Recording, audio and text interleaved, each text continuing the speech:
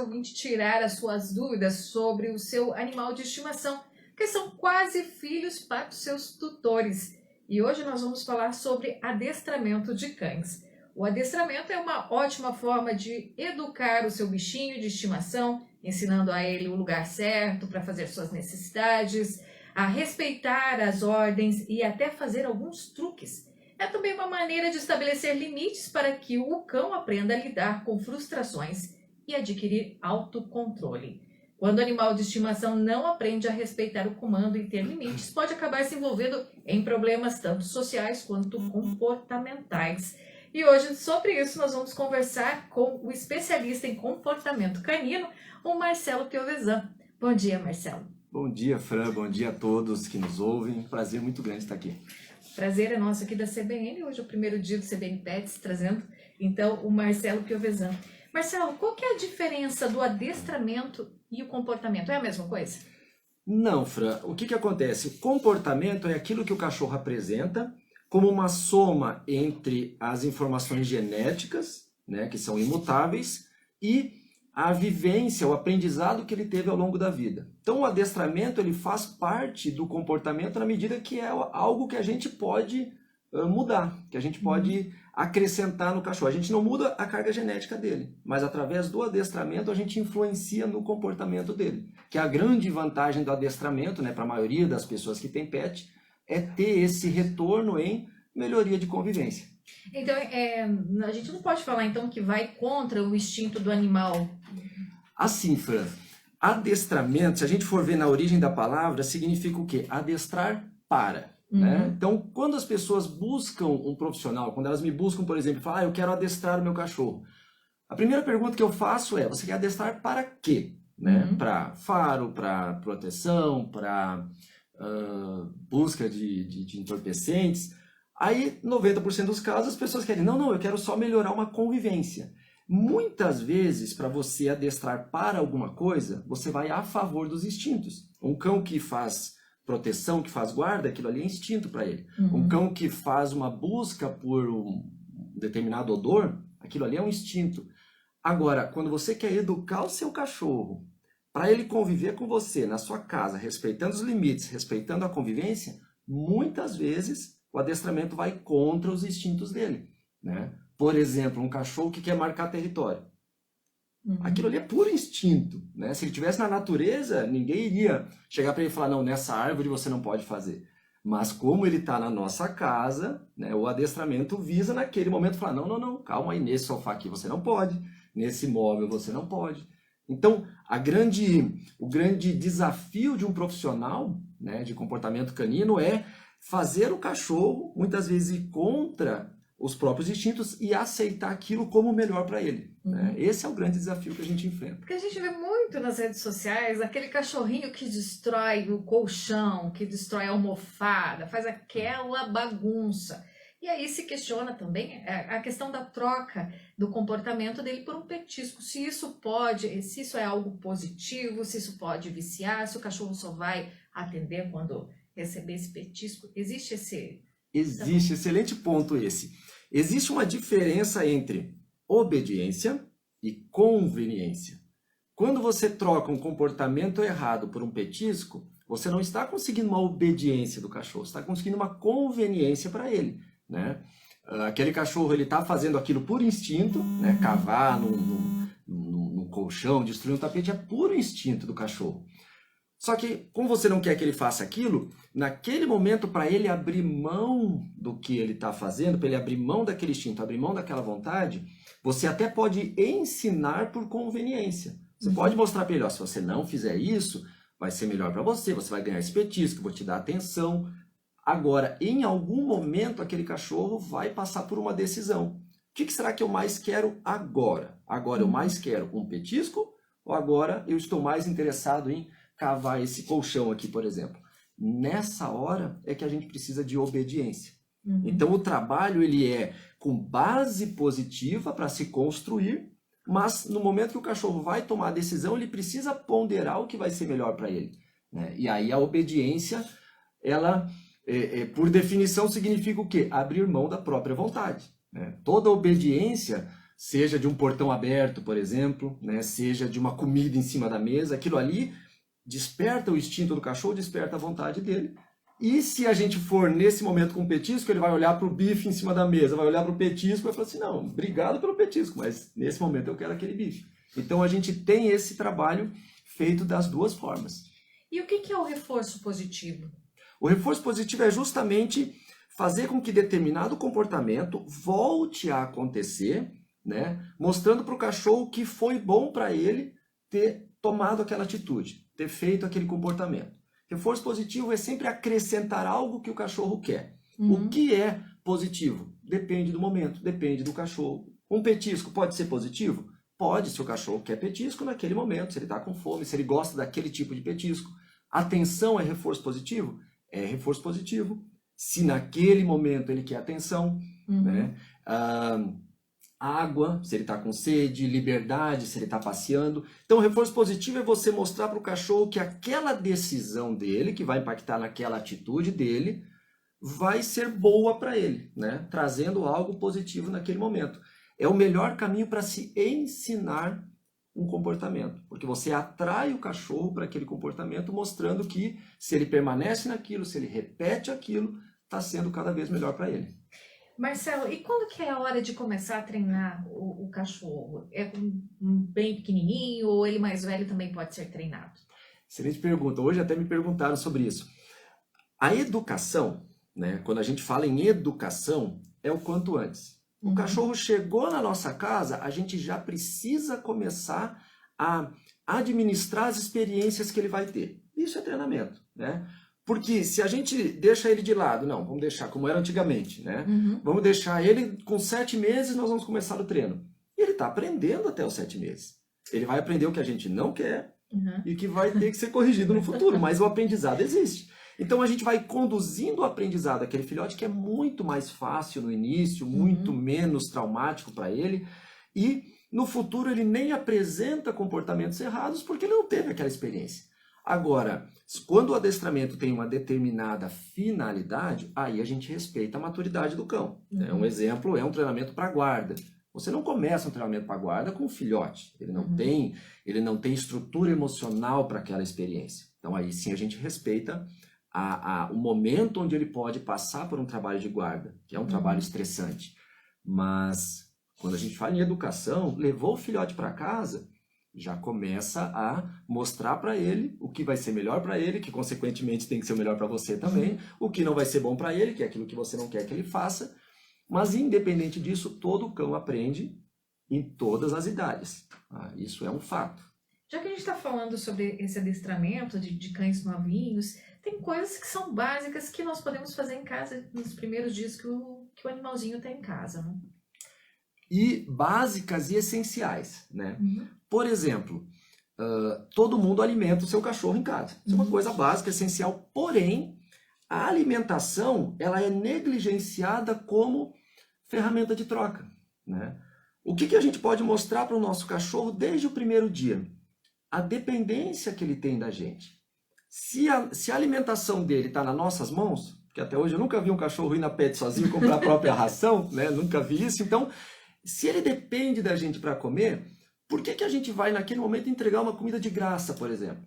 Eu posso trocar aquela comida por uma obediência, eu posso trocar aquela comida por um determinado comportamento, fazendo com que o cachorro entenda que a obediência é boa para ele. Que a obediência não é uma imposição daquela família, daquela sociedade que ele está inserido, mas que é boa por quê? Puxa, através desse comportamento é que eu ganho a minha comida. Eu sobrevivo me comportando dessa forma, né? A dependência, ela gera obediência, né? Não é só violência, não é só imposição, tem várias formas de fazer essa comunicação. Quando você falou da violência, que eu lembrei, antigamente se enrolava um jornal, batia no focinho do cachorro, isso não é método para educar um cachorro. Não é método. Agora, se você perguntar assim, Marcelo, funciona? O que eu vou te dizer? Se isso acontecer no momento certo, como reforço negativo, funciona. Por quê? O contrário do reforço positivo é você acrescentar algo na experiência do cão que ele fala, puxa, não gostei disso. No momento que ele associa aquilo que ele não gostou a algo que ele fez, ele tende a não repetir aquilo. mas a palavra que você usou é mais correta. Isso é um método? Não, isso não é um método. Não sendo um método, eu corro o risco de daqui a pouco o cachorro não tá mais respondendo a esse tipo de agressão, né? Porque você nunca vai ver um cachorro enrolando o jornal e batendo em outro. Então, para eles, isso é uma agressão. Eu ia perguntar isso, se isso também pode estimular a agressão no animal. Exatamente. Ele vai se sentir, ele não vai se sentir corrigido. Que correção é uma palavra boa, né? Correção, às vezes, é associada erroneamente à violência, à agressão. Correção é corrigir um curso. É você estar conduzindo a criação do seu cachorro e, de repente, ele está se comportando de determinada forma, você vai lá e corrige o comportamento dele. Não necessariamente de formas violentas, dolorosas, né, sofridas para ele. Agora, enrolar um jornal, esfregar a cara no xixi, esse tipo de método antigo, chega para o cachorro como agressão. Com o passar do tempo, o cachorro tende a revidar a agressão. Né? Diante de uma agressão, o que um animal faz? Ou ele luta ou ele foge. Né? Chega um ponto que ele não vai conseguir mais fugir.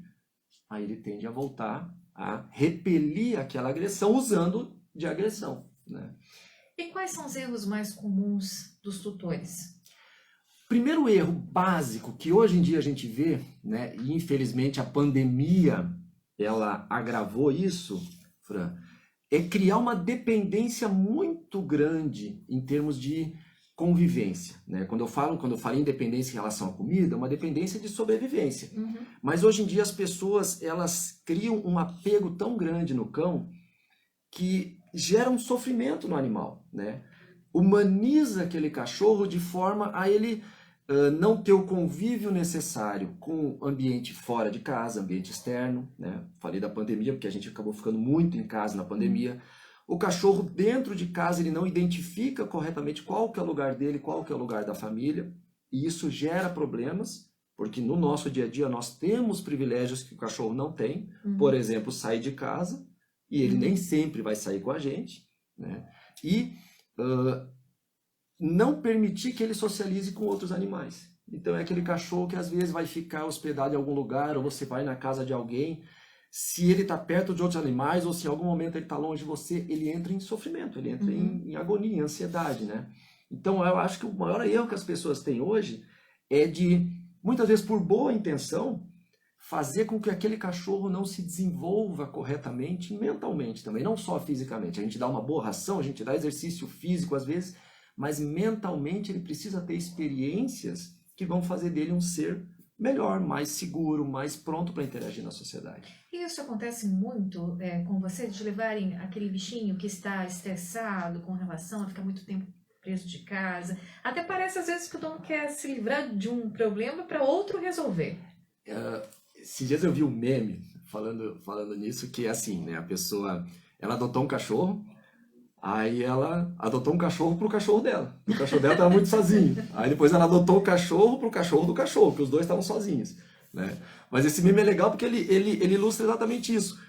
As pessoas, às vezes, elas, com toda a boa intenção, adotam um cachorro, compram um cachorro, enfim, e não conduzem a criação corretamente desse cachorro, que eu acho assim que para você ter um cachorro em casa é que nem você ter um carro, né? No mínimo você tem que saber conduzir o teu carro, dirigir ele corretamente, fazer manutenção. O cachorro é um ser que vai depender de você. Então, às vezes as pessoas levam o cachorro para casa e não têm a mínima noção do que é o melhor para aquele ser. E às vezes fazem o que elas acham que seria melhor para elas, se elas estivessem naquele lugar, mas não estão entregando o melhor para o cachorro. E quando aquilo ali começa a se configurar um problema, qual que é a solução? Não, eu vou chamar alguém para resolver, ou eu vou adotar outro cachorro para eles ficarem juntos, né? Não educou nenhum, vai ter 2 deseducados.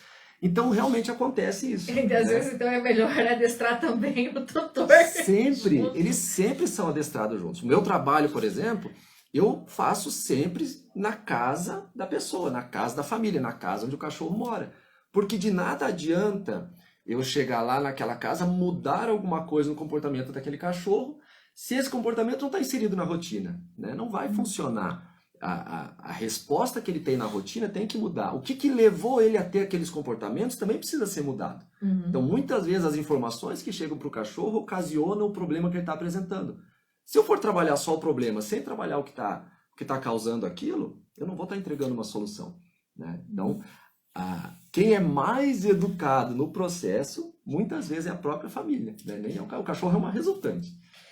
Marcelo, cachorros pequenos ou cachorros grandes, o grau de dificuldade de adestramento para os dois é o mesmo? É o mesmo, tá? É o mesmo, não muda. O que muda muitas vezes é a individualidade, né? Porque a gente tem raças têm tendências de comportamentos, tendências inclusive genética, né? De entregar determinadas atitudes, mas dentro da raça tem a individualidade. Então, por exemplo, o que dificulta um treinamento?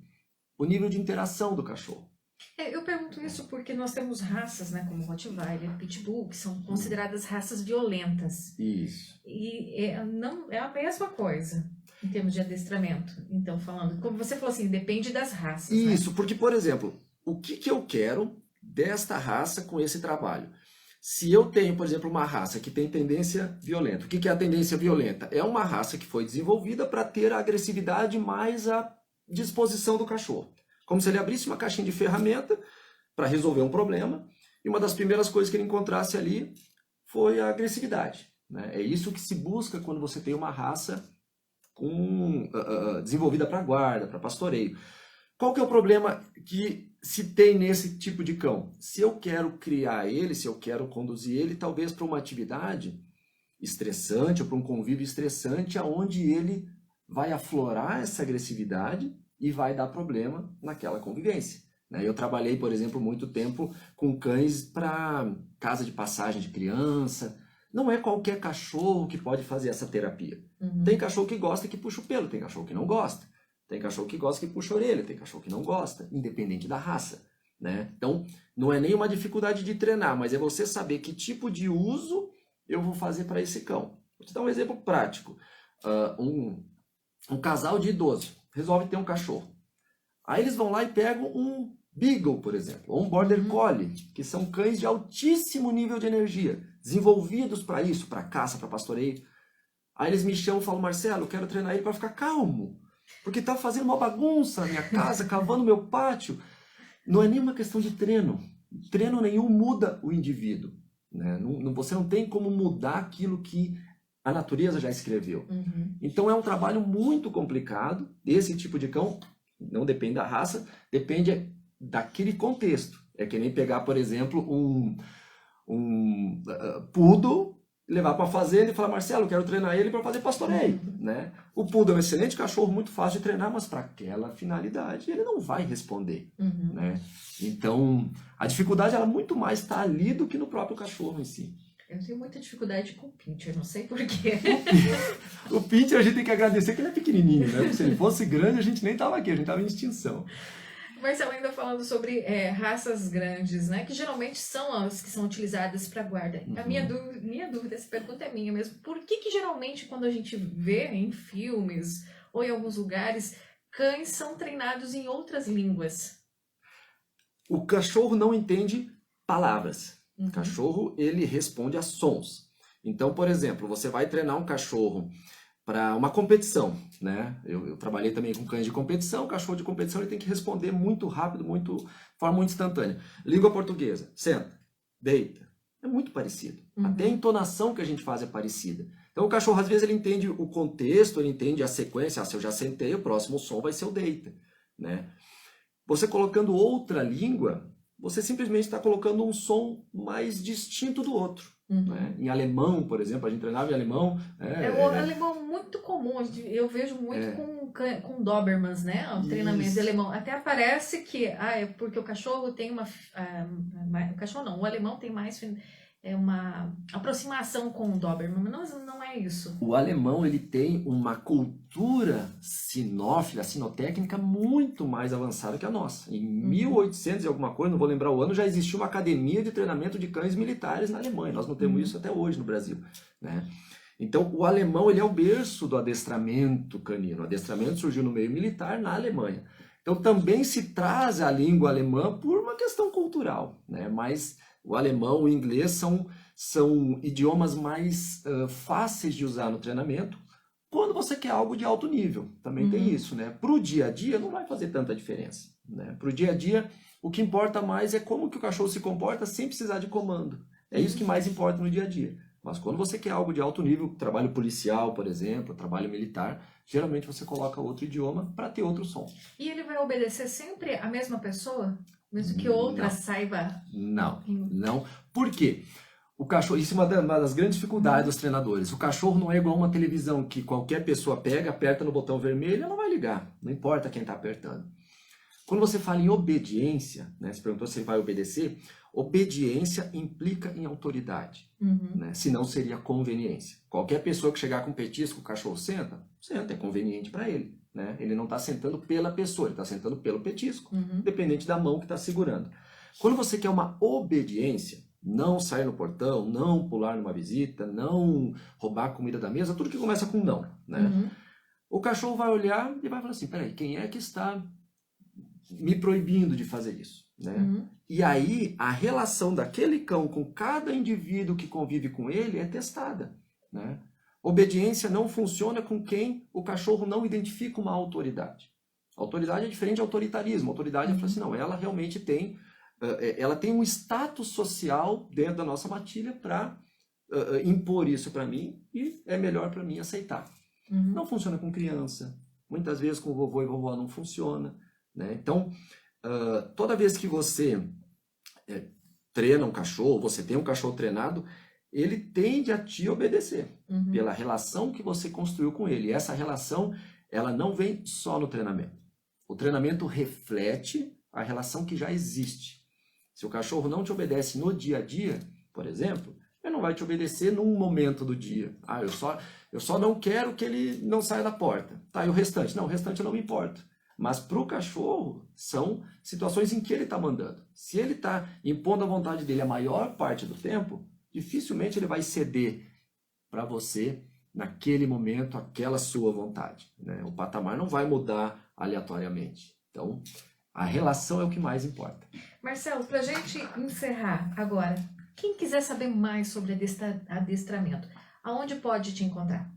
Principalmente no meu Instagram. Tá? Lá no meu Instagram, marcelo.mestredog. Tá? Ali tem o meu site, ali tem meu telefone, ali tem material até que eu disponibilizo como curso online para quem quiser aprender, para quem quiser ter mais conhecimento. Então, pode fazer pergunta para mim, pode me chamar ali que eu respondo. Tá? Meu Instagram é o melhor caminho para me encontrar. E aí, através do Instagram também tem meu telefone, pode entrar em contato comigo. Tá certo, obrigada. Nós conversamos com o Marcelo Piovesan. Marcelo, te espero mais vezes aqui na CBN. Obrigado. Prazer para mim estar aqui. Obrigado, Fran. Esse foi o primeiro CBN Pets nesta quinta-feira, que vai trazer semanalmente informações sobre o seu pet. Você quer enviar a sua dúvida, a sua pergunta? Pode mandar no nosso WhatsApp aqui da CBN. Agora são 10 horas e 27 minutos, intervalo na sequência.